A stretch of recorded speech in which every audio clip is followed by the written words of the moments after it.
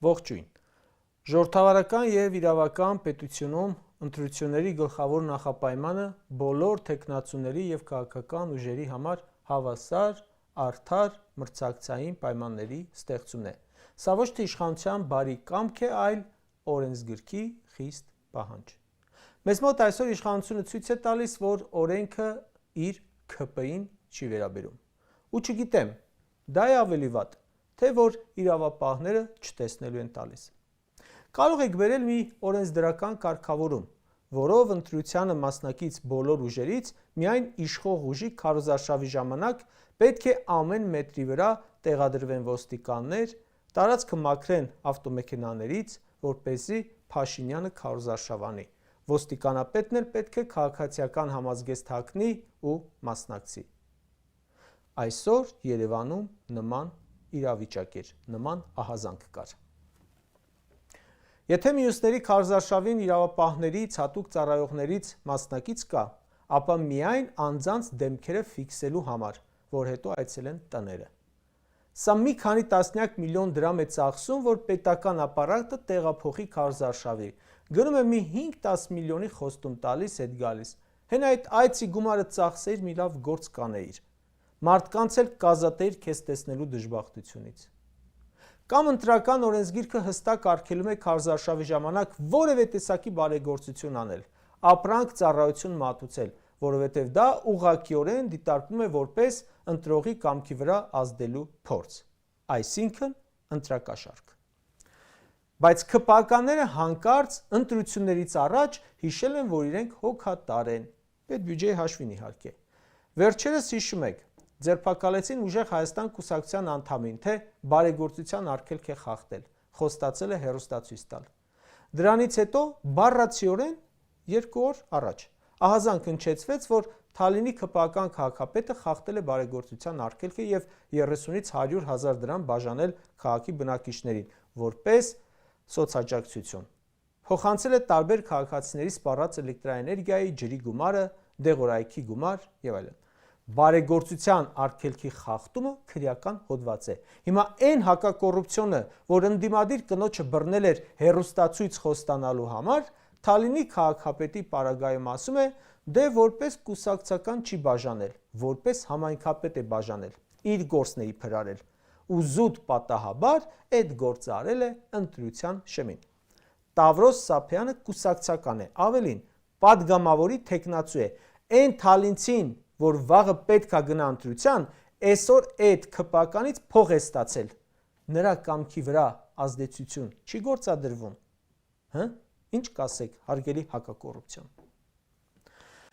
Կամ ՔՊ ցուցակի թեկնածուներից մեկը Երևանի քաղաքապետը մամուլ գրեց, որ քաղաքացուն ֆոտոխցիկ է նվիրել։ Հակակոռուպցիոնը կասի, դա էլ է ի պաշտոն է նվիրել։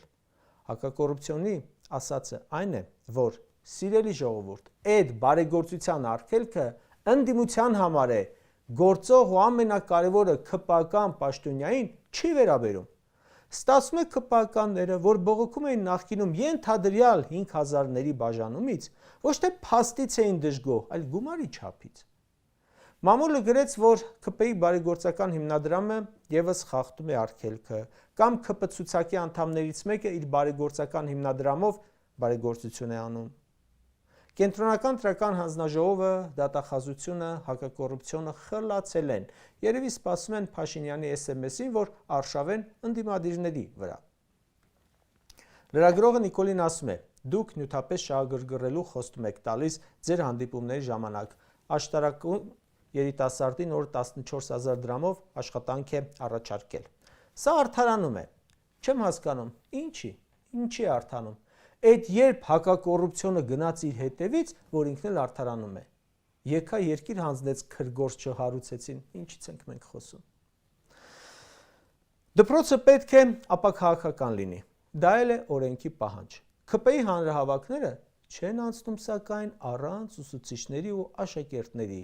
Մենք մի անգամ տեսանք նաև, որ անգամ ցուցակներով, ներկա բացակայով են տանում։ Կրթության ՔՊԱ-ական նախարարն ասում է, ստացել ենք 3 ահազանգ դպրոցներում և բուհում քաղաքական գործունեության մասին, քարոզչության կամ հակաքարոզի մասին, և ուզում է դիմել դատախազություն։ Ժաննա Անդրեասյանը վստահեցնում եմ, ՔՊ-ի մասին չի ասում։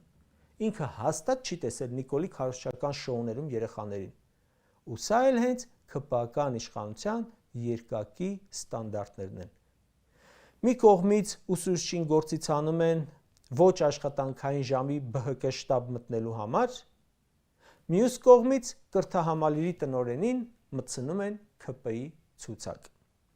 Ահազանգեր հնչեցին մամուլում, որ պետական գերատեսչություններում անգամ պետական ծառայողներին են պարտադրում մասնակցել քարոզչական աշխատանքներին։ Հրապարակվեց, որ մարդամեկը նաև երեխաներին է մասնակից դարձնում քարոզարշավին, հարցնելով, թե ում օգտին է քվեարկելու, հետո ասելով մի 65%-ը պետք է իր օգտին քվեարկեն։ Ընտրական եւ քաղաքական գործընթացների մեջ երեխաների ներգրավումը, հիշեցնեմ, արգելված է։ Ահազանգեր հնչեցին, որ ընդդիմադիրներին հրաժարվում են շտաբի համար տարածք հատկացնել, վախեցնում են սեփականատերերին, որ տարածք չտան, կամ հրաժարվում են դահլիճ տրամադրել քարոզարշավի համար։ Դա ևս օրենքի խախտում է։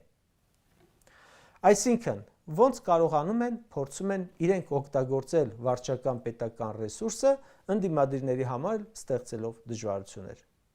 Ընդամենը մեկ օրինակ էլ բերեմ։ Սրանց մանրության մասին է։ Պարեկները կանգնեցնում են Հայաստան Դաշինքի քարոզչական խմբի ավտոմեքենան եւ տուգանում, վրան պաստառ փակցրած լինելու համար։ Ուժեղ Հայաստանին են հաճախ տուգանում։ Նույն բանը անում է նաեւ ՔՊ-ն։ Խնդրում եմ ոստիկանապետը ասի, քանի անգամ են ՔՊ ավտոները տուգանել։ Ինչ եք խոսում։ Ինչ տուգանք։ Ոստիկանները իրենք են ուղեկցում ՔՊ-ի նկարազարդված ավտոմեքենաները։ Ավելին, այդ ավտոբուսները երբեմն պարկովկա են անում ՔՊ-ի շտաբ դարձած կառավարության շենքի դիմաց։ Կարճ ասած, տարիներ առաջ կարդացի լուր, որ Պապուա Նոր Գվինեայում նախագահական ընտրությունները չեղարկվել են, որովհետև իշխանական կողմի մարդակերները կերել են ընդդիմադիր թեկնածուին։ Մտածում եմ, ինչ լավ է, որ մենք